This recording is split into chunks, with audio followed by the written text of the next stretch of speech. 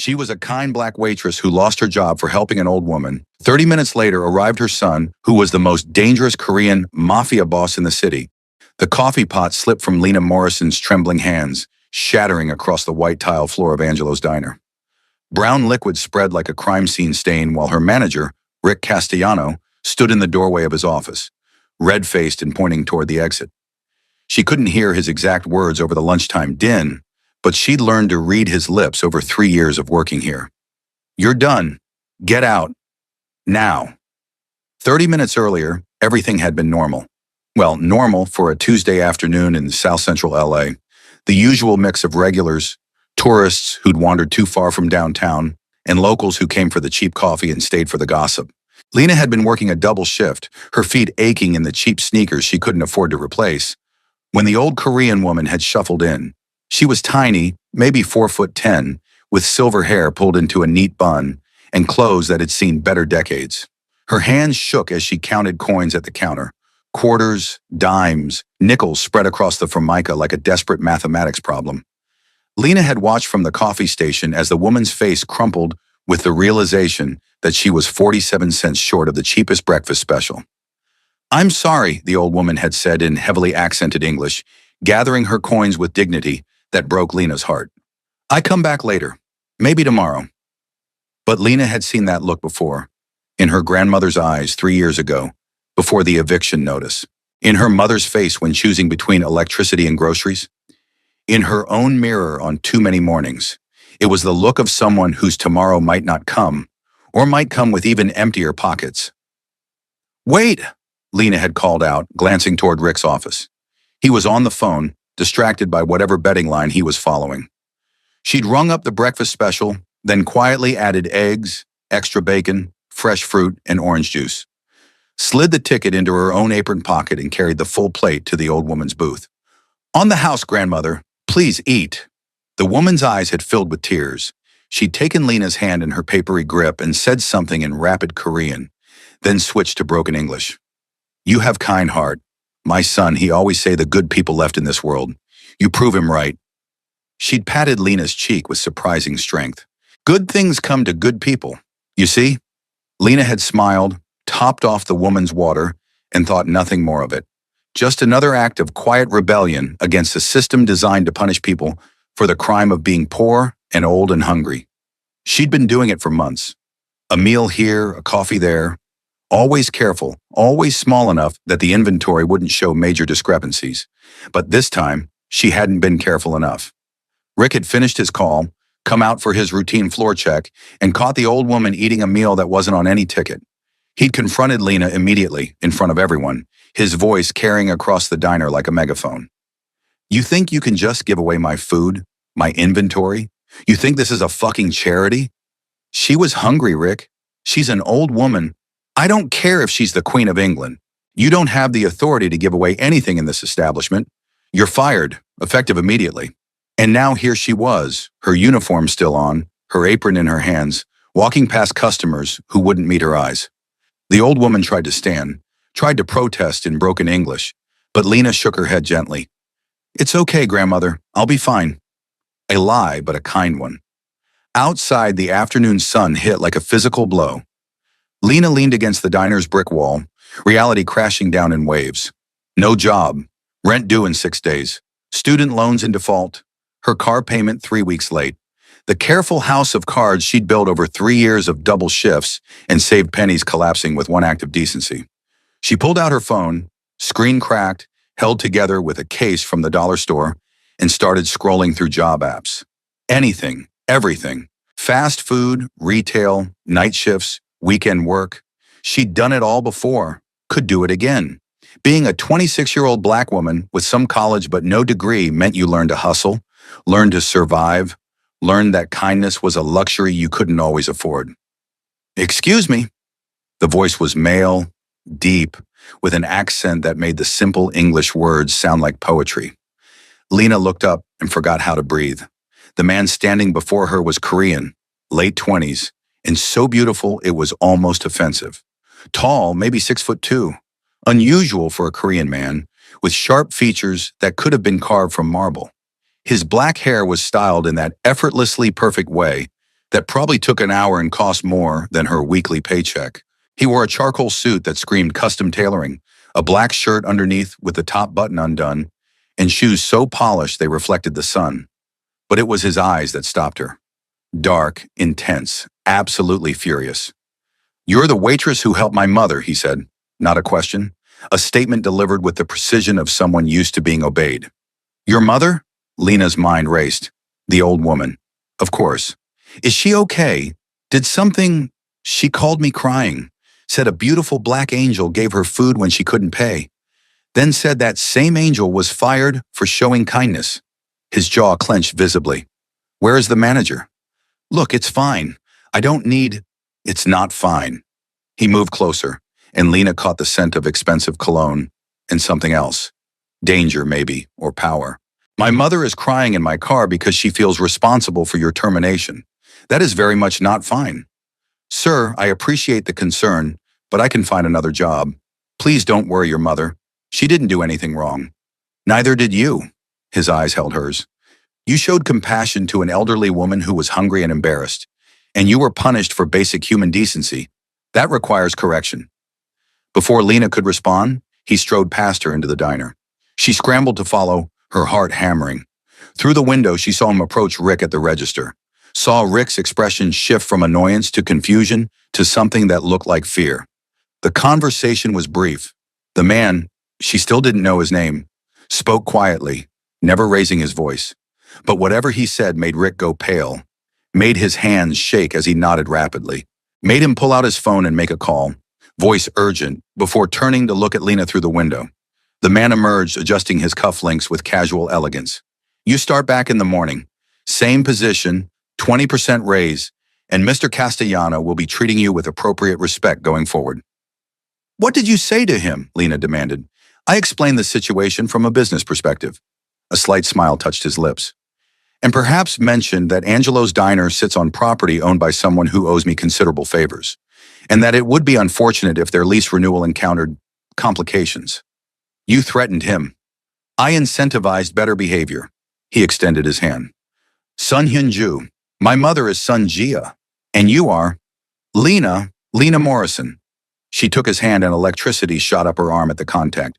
His grip was firm, warm, and lasted a beat longer than professionally necessary.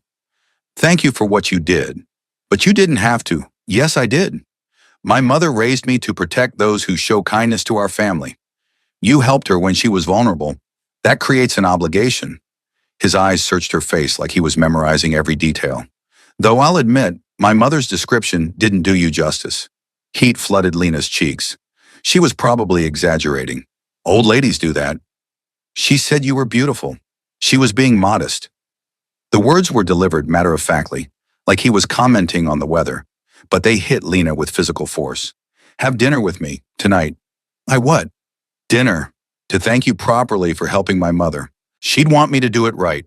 Proper gratitude, Korean style, which involves excessive food and sincere appreciation." This was insane. Men who looked like Sun Hyunju didn't ask women like Lena Morrison to dinner. Men in $1,000 suits didn't rescue waitresses. Real life didn't work like some romance novel where the prince noticed the servant girl. "I don't think that's a good idea," Lena said carefully. "I appreciate what you did, but I don't even know you. You don't know me.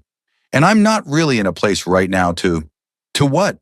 Accept kindness in return?" His head tilted slightly. "You gave my mother food when she couldn't pay. You risked your job. You showed grace. Allow me to show gratitude. It's just dinner, Miss Morrison, not a marriage proposal." "Yet," added an elderly voice. Lena turned to see the old woman, Sun Jia, emerging from a sleek black Mercedes parked at the curb. She moved slowly but purposefully, coming to stand beside her son. "Not marriage proposal yet. First dinner. Then we see." "Iyama," Hyunju said, a note of fond exasperation in his voice. "You're not helping. I help plenty. This girl, she has good heart. You need good heart in your life. Too much darkness." Jia turned to Lena, taking both her hands. "Please, come to dinner. My son, he is good man. Complicated, yes. Dangerous business, yes, but good heart. Like you." Dangerous business. The words hung in the air like a warning. Lena looked at Hyunju, really looked and saw what she'd missed before. The way he carried himself, not just confident, but lethal. The subtle bulge under his left arm that might be a weapon. The way his eyes constantly scanned their surroundings, cataloging threats. The deference in Rick's fear. "What do you do, Mr. Sun?" Lena asked quietly. "Import-export. Family business." The answer was smooth, practiced. "We handle logistics for various enterprises throughout Southern California."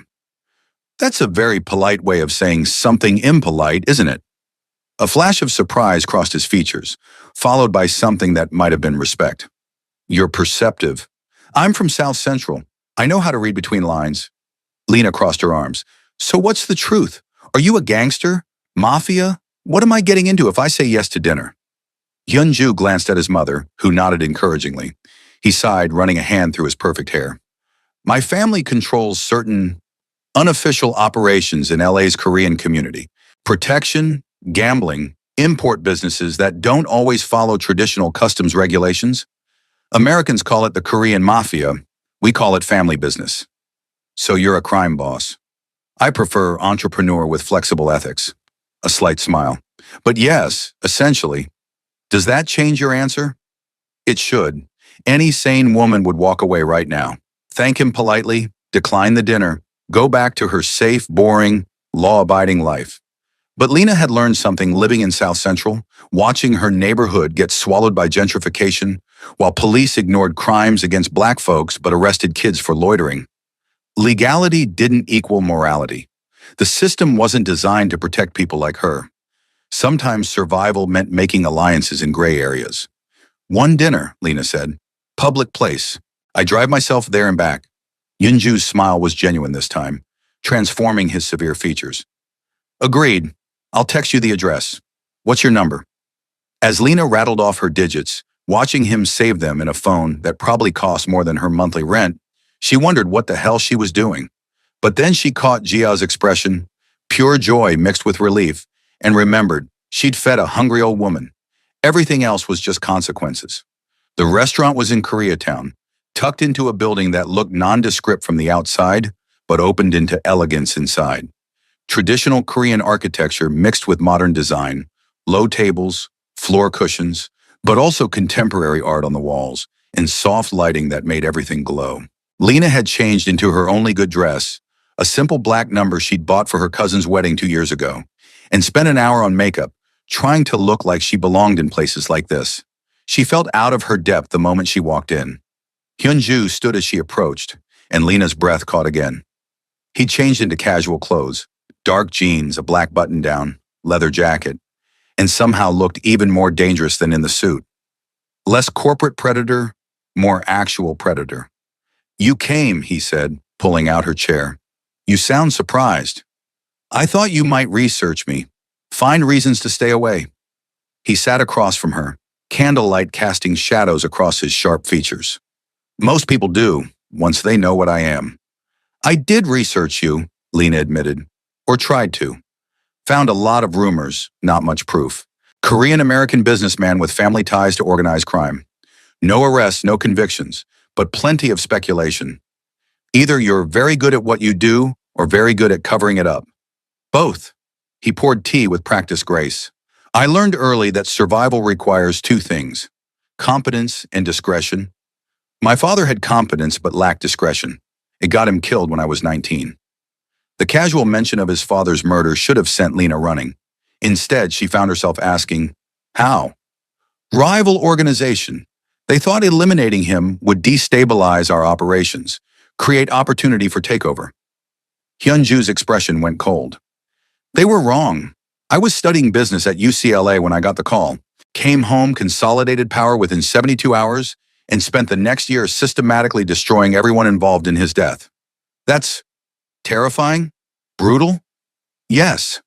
He met her eyes directly. I won't lie to you, Lena. I've done things that would horrify most people, things I'm not proud of but won't apologize for. My world is violent and complicated and morally gray, but it's also the world that provides for hundreds of families. That protects our community when police don't care. That gives people like my mother dignity and safety. That's a convenient justification. It's the truth. He leaned forward. Korean immigrants in LA exist in the margins. Too foreign for white America. Too affluent for Black and Latino alliances. Vulnerable to everyone. My father built an organization that protects our people. I've spent 9 years expanding and legitimizing it. Half our operations are completely legal now.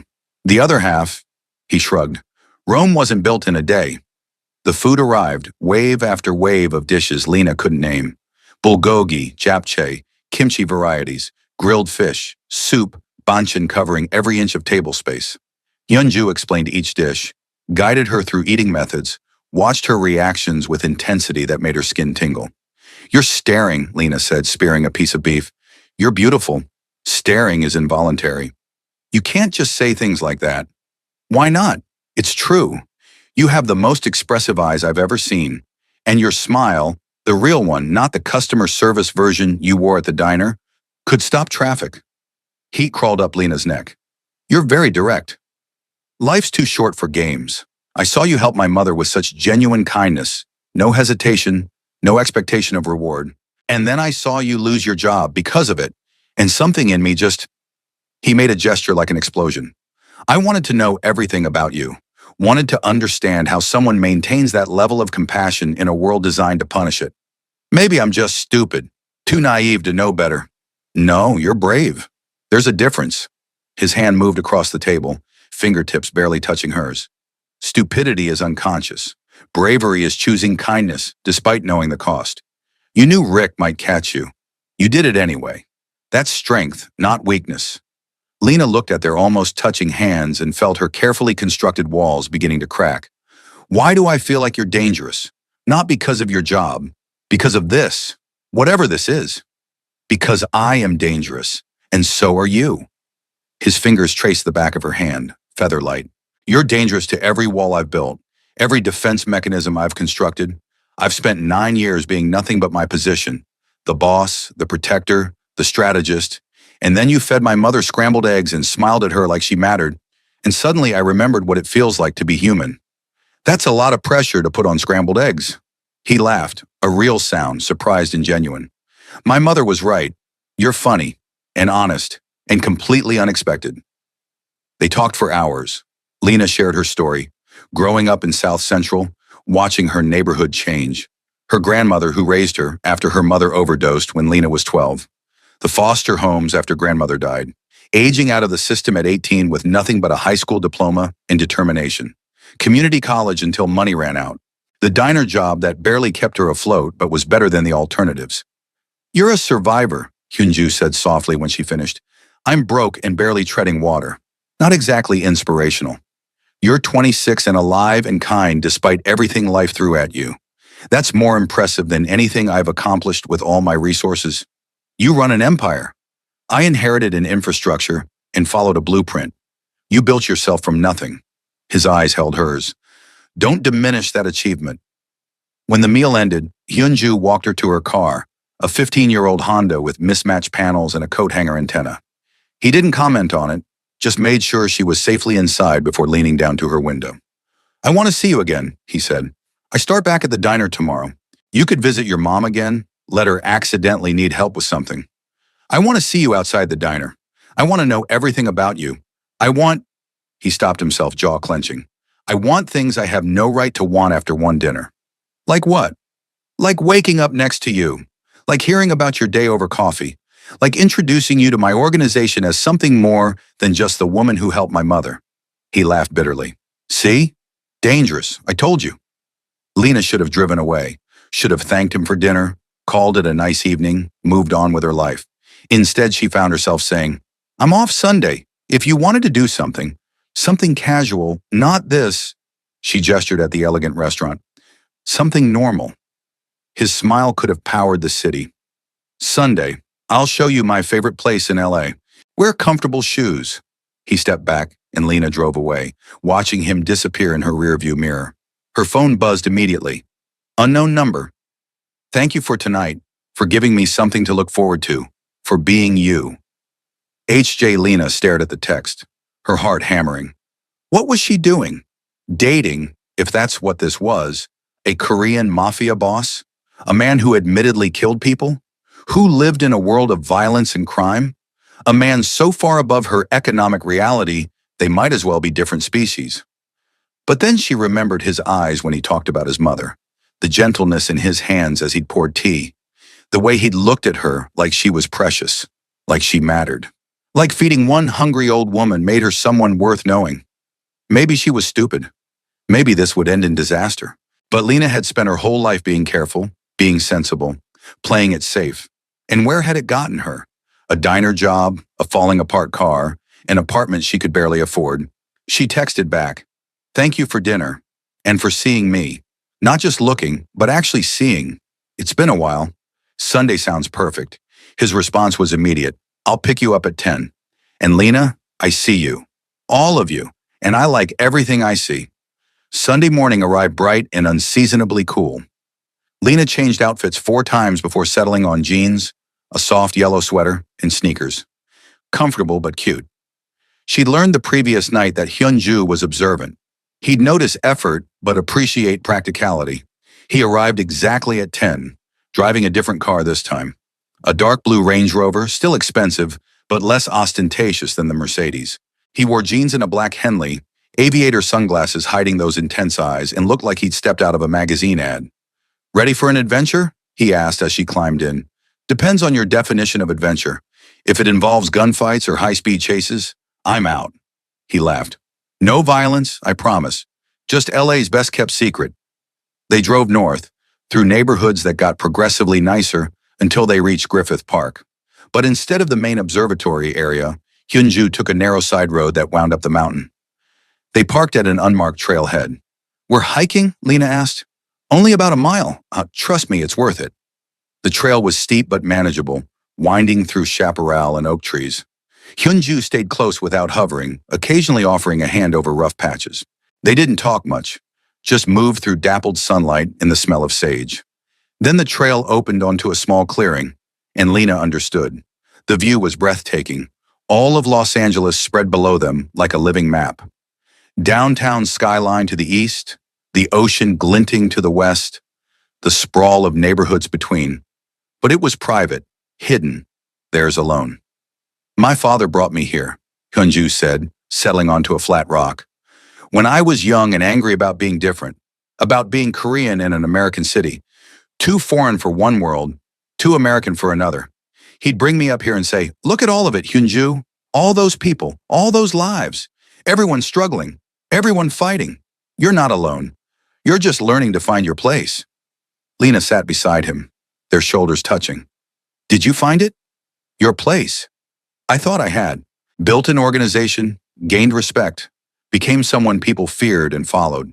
But sitting here with you, I realize I've just been surviving, not living, just existing in a role I inherited." "Why are you telling me this? You barely know me." "Because you're the first person in 9 years who looks at me and doesn't see the position, who sees Sun Hyunju, not the Kang family boss, who fed my mother without knowing she's connected to the most powerful Korean organization in LA. He turned to face her fully. "You saw an old woman who was hungry. That's it. Pure, uncomplicated kindness.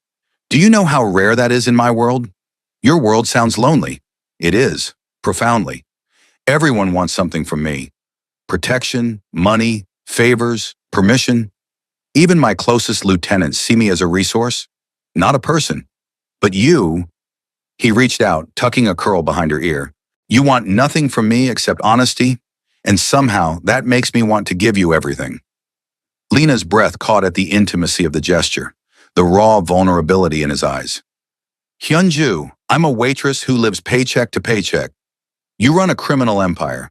This doesn't make sense. Nothing about us makes sense, and I don't care." His thumb traced her cheekbone. "I've spent my entire adult life being careful, strategic, emotionally distant. And then you happened, like a bomb going off in my carefully controlled existence." "I'm not a bomb." "You're absolutely a bomb. You've detonated every defense mechanism I have. One act of kindness to my mother, and I'm sitting on a mountain telling you things I've never told anyone. Wanting things I have no business wanting. Feeling things I thought I'd buried with my father. What are you feeling?" "Hope."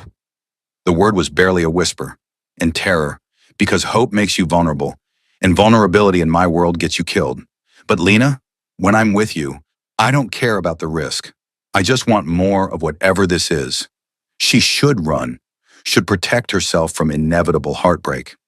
Instead, Lena found herself leaning into his touch, into the moment, into the possibility.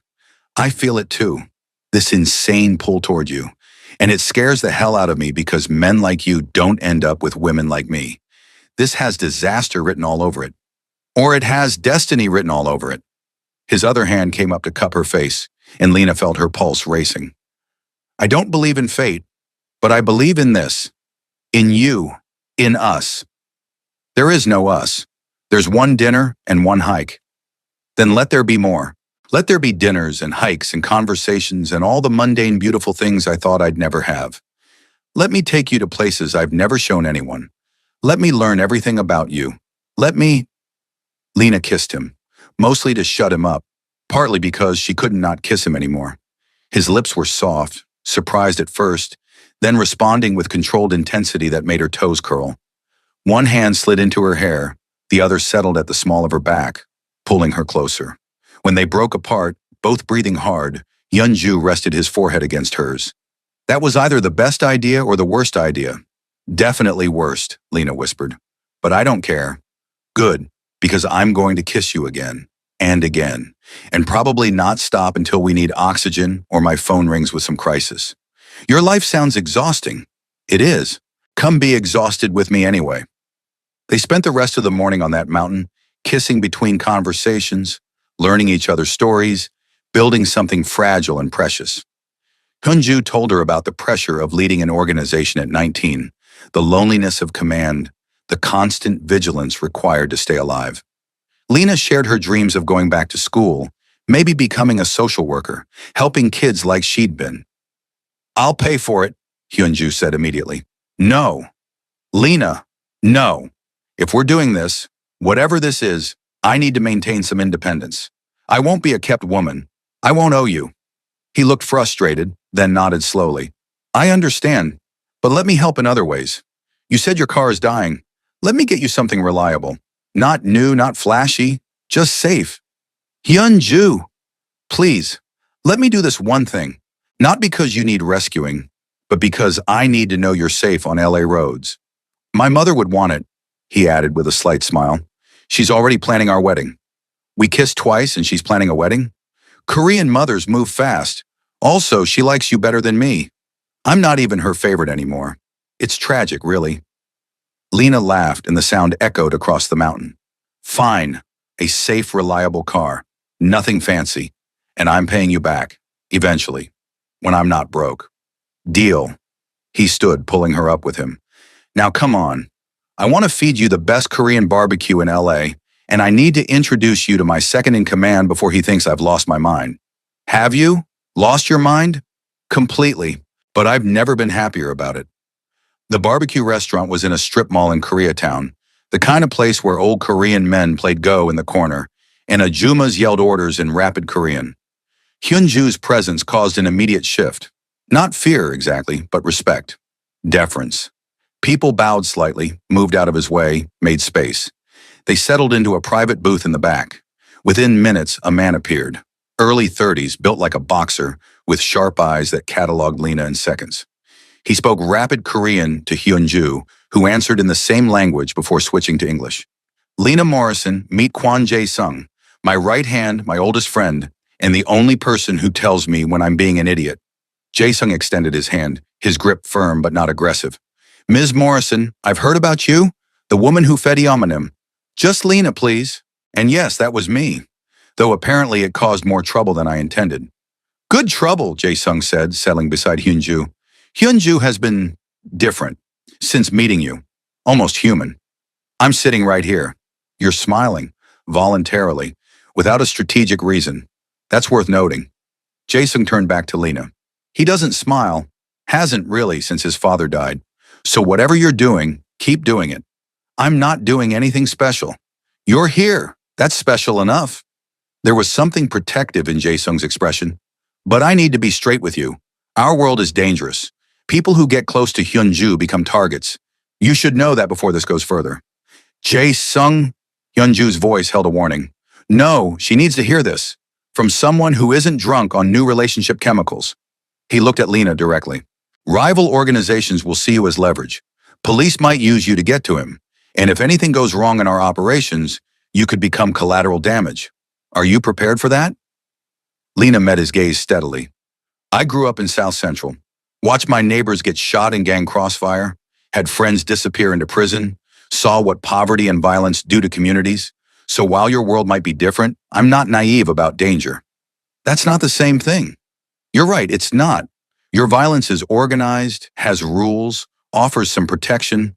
Street violence is random and indiscriminate. At least in your world, there's structure, logic, a chance to negotiate. She leaned forward. So yes, I understand the risks. But I also understand that every choice has consequences. And I'm choosing to see where this goes. Jae-sung looked at Hyunju, eyebrows raised. She's smart. I approve. I'm so relieved, Hyunju said dryly. But his hand found Lena's under the table, squeezing gently. Now can we eat before Lena thinks my entire organization is full of dramatic pessimists? The meal was incredible. Meat sizzling on the table grill. Banchan appearing in endless waves, soju poured liberally. Lena watched Hyunju interact with Jae-sung, saw the genuine friendship beneath the professional relationship, the way they communicated in half sentences and looks, the obvious trust. How long have you two known each other? Lena asked. Since we were 8, Jae-sung answered. My family worked for his family. We grew up together, got in trouble together, took over operations together when his father died. He saved my life 3 times, Hyunju added, and I've saved his twice. We're bonded in blood, literally. 4 times, Jae-sung corrected. You forgot the warehouse situation in 2021. That was barely a situation. 2 guys with knives. 2 guys with knives who would have killed you if I hadn't been there. It counts. Watching them bicker like brothers, Lena felt something shift. This wasn't just a criminal organization. It was a family.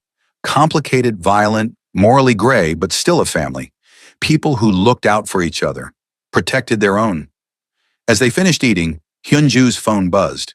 His expression shifted immediately, pleasant to lethal in a heartbeat. He read the message, jaw clenching, then stood abruptly. I need to handle something. Jae-sung, take Lena home. Make sure she gets there safely. What's wrong? Lena asked. Business, nothing you need to worry about. But his eyes were cold, distant, the warmth from earlier completely gone. I'll call you later. He was gone before she could respond, leaving Lena with Jae-sung and a growing sense of unease. This was his reality, interruptions, crises, the constant pull of his position. Does this happen a lot? Lena asked as Jae-sung drove her home in a different, expensive car. The sudden exits? Constantly. Our world doesn't pause for personal lives. Threats emerge, situations develop, and Hyunju has to respond immediately. It's the burden of leadership. Sounds lonely.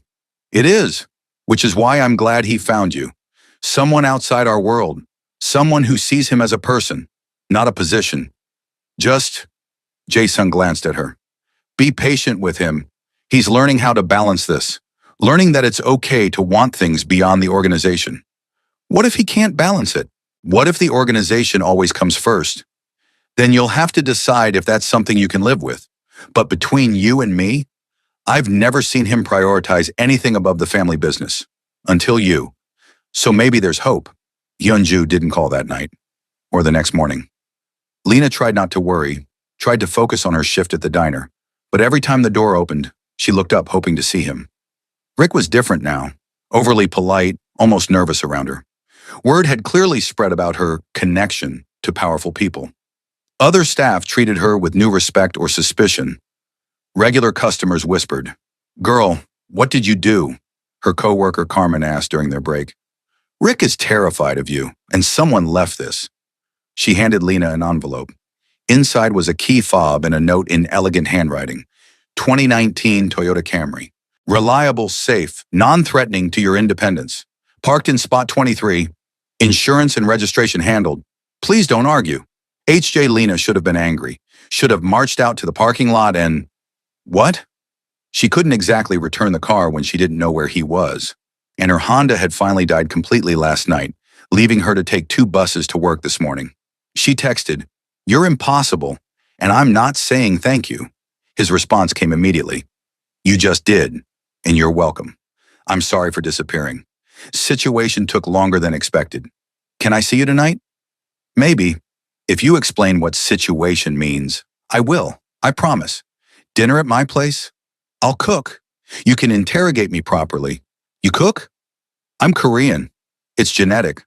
Plus, my mother taught me before she let me take over the family business. Said no son of hers would starve or depend on takeout. 7 p.m.?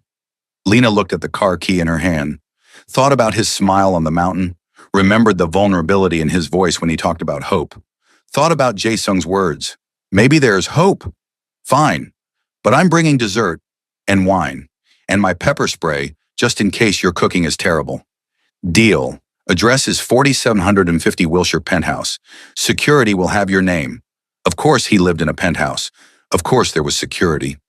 Lena was entering a world so far removed from her reality, it might as well be another planet. But she was choosing to enter it, eyes open, understanding the risks. She used her lunch break to find the new car, a champagne-colored Camry that looked a few years old but immaculate. When she started the engine, it purred. No rattles, no concerning noises, just smooth reliability. There was another note on the passenger seat. You're worth more than safety and reliability, but I promise not to be flashy. Next time, I'm getting you the Mercedes. HJ, despite herself, Lena smiled. The building was exactly what she expected. All glass and steel and money. The security guard checked her ID, made a call, then directed her to a private elevator. As it rose, Lena's nerves kicked in. She was going to a man's apartment, a man she'd known for less than a week, a man who admitted to killing people. But when the elevator opened directly into his penthouse, and Yeonju stood there in jeans and a t-shirt, cooking implement in hand, hair slightly mussed, looking boyish and uncertain, her fears evaporated. Hi, he said softly. You came? You bought me a car. Least I could do was show up for dinner. He stepped aside, letting her enter.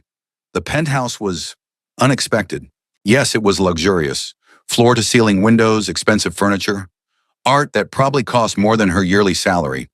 But it was also personal. Photos everywhere.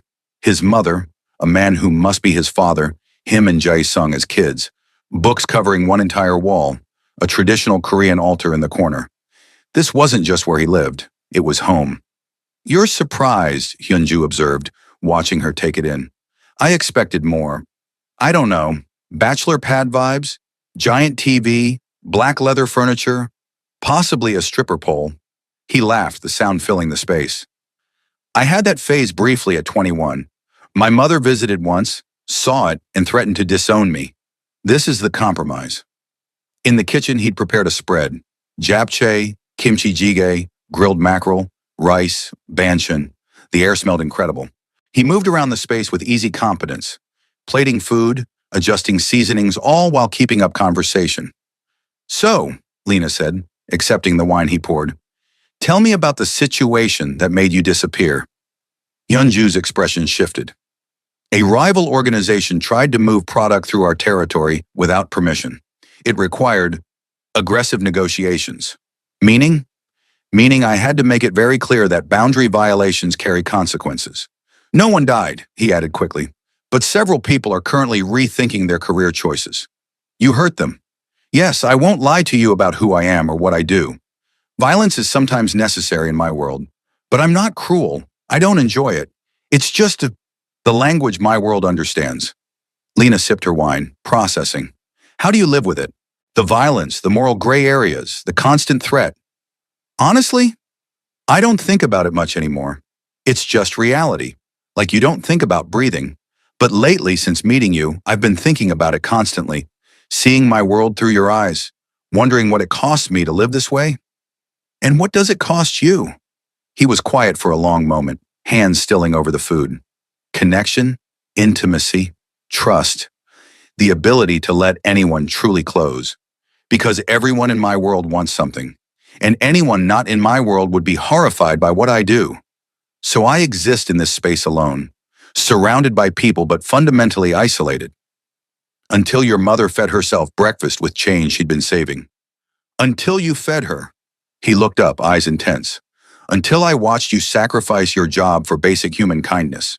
Until I realized that maybe, just maybe, someone could see past the organization to the person underneath.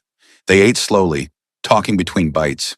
Hyunju shared more about his father, a complicated man who'd built an empire, but never quite escaped the trauma of immigrating with nothing. About his mother, who'd wanted him to be a doctor, but accepted his path because she understood family obligation. About the weight of leading people, of making life and death decisions, of carrying responsibility for hundreds of families. My turn, Hyunju said eventually. Tell me about your dreams, not survival plans. Dreams. The things you want that have nothing to do with making rent. Lena wasn't used to anyone asking. Most people in her life were too busy with their own survival to care about dreams. I want to go back to school, get my degree in social work. Then, I want to create something. Maybe a community center. A place where kids who age out of foster care have resources, support, someone who understands. Because that's what you needed. Because that's what everyone needs. To be seen. To matter. To know that their existence has value beyond their utility. She met his eyes. That's what you did for your mother. Made her feel like she mattered. And that's what you're doing for me. Seeing me. Not my circumstances, not my limitations. Just me. Hyunju set down his chopsticks, came around the table and pulled her to her feet. Lena Morrison, you are the most remarkable person I've ever met, and I am profoundly grateful that my mother was 47 cents short of breakfast. That's a weird thing to be grateful for. And yet, he cupped her face, thumbs brushing across her cheekbones. I want to build something with you. Something real. I don't know what it looks like yet. My world is complicated, and I won't subject you to anything you're not ready for. But Lena, I want to try. I want that too. But Hyunju, I need you to be honest. Can you actually do this? Have a relationship while running a criminal organization? Can you balance both? I don't know, he admitted, but I want to find out. And I promise you this, I won't lie. I won't hide who I am or what I do. If there's danger, I'll tell you. If I have to disappear for business, I'll explain why. No surprises, just truth. And if the truth is that this can't work, if your world and my need for stability can't coexist, pain flashed across his features. Then we'll face that together, make the decision together. But Lena, please, give us a chance. Let me prove that I can be both. The leader my organization needs and the partner you deserve. Lena looked into his eyes and saw everything. The danger, the devotion, the desperate hope. Saw a man who'd built walls around himself and was choosing to tear them down for her. Saw the risk and the possibility in equal measure. Okay, she whispered, let's try. But Hyunju, I need you to understand something. I won't be hidden. I won't be a secret you keep locked away in this penthouse. If we're doing this, I need to be part of your life, all of it. Even the dangerous parts? Especially those, because if I'm a target anyway, I'd rather know it. Rather face it head on than live in ignorance. He kissed her then, deep and claiming and full of promise, and Lena kissed him back, pouring every complicated feeling into the contact. Fear and desire and hope and terror all tangled together. They moved to the couch, talking and kissing in equal measure. Hyunju told her about his responsibilities, his lieutenants, the careful balance of power that kept his organization stable. Lena shared her fears about being someone's weakness, about entering a world she didn't understand. You're not a weakness, Hyunju murmured against her hair. You're strength I didn't know I needed. Humanity I thought I'd lost. Hope I'd given up on finding. That's a lot to live up to. Then don't try. Just be yourself. The woman who feeds hungry old ladies and speaks her mind and challenges me to be better. That's enough. That's everything. They fell asleep tangled together on his couch, exhausted by emotion and honesty and the weight of choosing each other despite every logical reason not to. Lena woke to sunlight streaming through floor-to-ceiling windows and the smell of coffee. Hyunju sat at the kitchen island, already dressed in a suit, laptop open, phone pressed to his ear. He was speaking rapid Korean, his tone sharp, commanding. He glanced up, saw her awake, and his entire demeanor shifted. The cold businessman melted into warmth. He ended the call quickly, came to her, pressed coffee into her hands. Good morning, beautiful. I made coffee, and there's breakfast. I have a meeting in an hour, but I can drop you home first, or you can stay. Whatever you prefer. I have a shift at 11, Lena said, accepting the coffee. But thank you for last night, for being honest. Always. He kissed her forehead. Lena, I need to tell you something. My mother wants to meet you, officially, for dinner, the full Korean family meal experience. which is both wonderful and terrifying. When? Tonight, if you're free.